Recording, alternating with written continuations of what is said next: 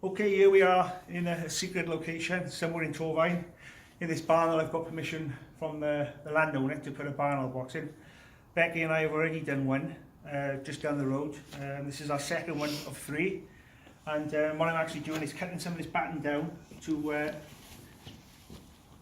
actually erect the box up on top of one of these beams here. Some of these beams, some of them are rotten and they've rounded, so there's no flat surface we need to put them on. So I had to put a bit of batten on top to flatten it out, and we're just going to go up and put 2 other pieces on now for the box to actually sit on. So give us 5 minutes and we'll show you how that's done.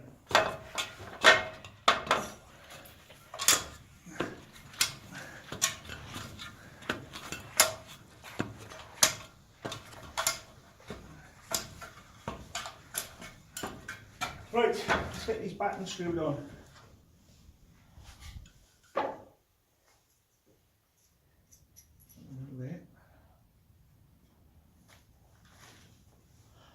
So if you're successful and you get a barn owl in here, will it stay here indefinitely? Yeah. Yeah. Once they've got a secure home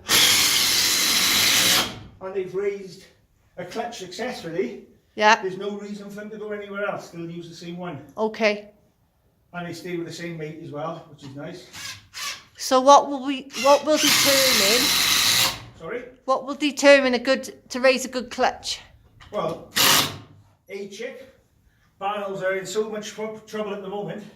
If they could just raise 1 chick, great. That's 1 extra barnel. Okay. But hopefully, if they find a nice secure location, they might, and the food source is plentiful. Okay.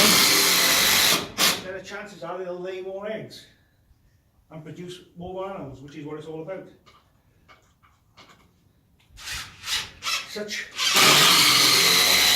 And good. Thankfully, we've got the Barnel Trust who do the same thing as what I'm doing, and they've been very successful. But the plight of the Barnel is still in a serious situation. So the more I have to have a few more screws in. No, leave it like that now.